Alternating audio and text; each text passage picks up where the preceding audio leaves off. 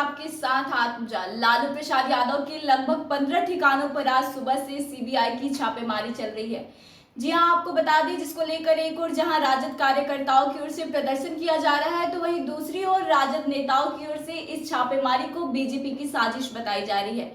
आपको बता दें, इसी क्रम में बीजेपी के मंत्री अमरेंद्र प्रताप ने राजद के आरोपों का जवाब देते हुए कहा है कि बीजेपी को इससे कोई लेना देना नहीं है। यह पुराना रेलवे से संबंधित मामला है। अदालत के आदेश पर यह छापेमारी हो रही है। वहीं राबड़ी आवास पर छापेमारी को लेकर मंत्री जनक राम ने कहा कि सीबीआई देश की स्वतंत्र संस्था है, जो जैसा करता है वैसा भरता है। बीजेपी का इससे कोई लेना देना नहीं है।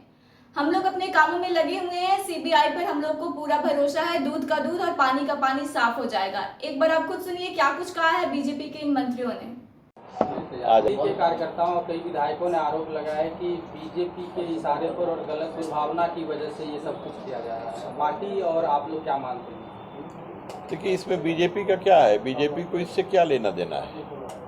सीबीआई में मामला है, बरसों से है, और ये पुराना मामला है। सीबीआई अपने हिसाब से काम करता है,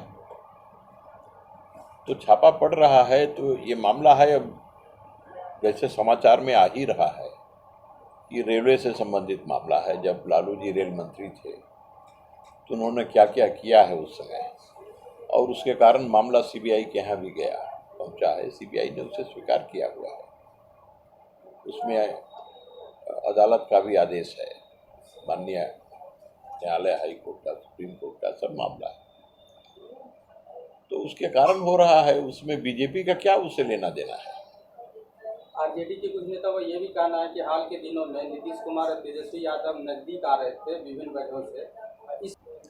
देखिए, अब किसी मामले को राजनीतिज्ञ लोग अपने अपने हिसाब से, अपने अपने चश्मे से देख सकते हैं, जोड़ सकते हैं, और उनका जो चश्मा है उसमें यही दिखाई पड़ रहा है।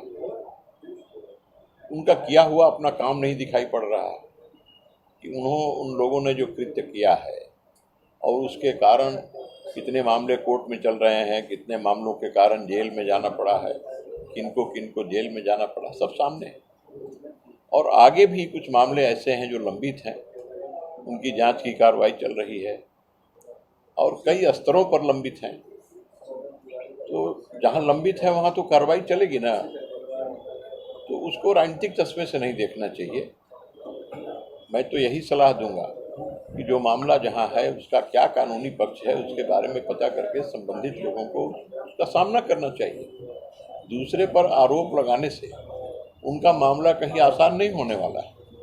जो आरोप लगे हैं और जो मामला जहाँ इस स्तर पर है, न्यायालय से लेकर के और सीबीआई तक, तो उस स्तर पर जो कार्रवाई होगी, उस कार्रवाई का कानूनी पक्ष क्या है उसकी तैयारी करनी चाहिए, बजाय इसके कि भाजपा को कोसें और भाजपा के ऊपर आरोप लगाएं।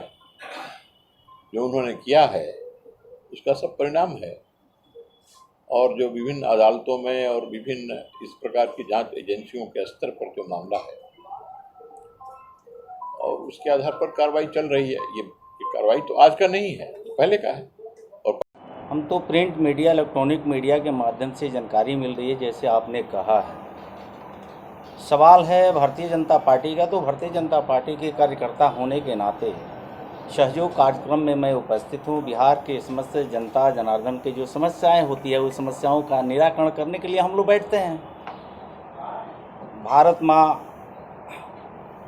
की सेवा के लिए तेरा वैभव अमर रहे माँ, हम दिन चार रहे न रहे। हम तो रात दिन भारत माता की सेवा करने के लिए बैठे रहते हैं। ये भारतीय जनता पार्टी का देवदुर्ग कटकट्टा होते हैं।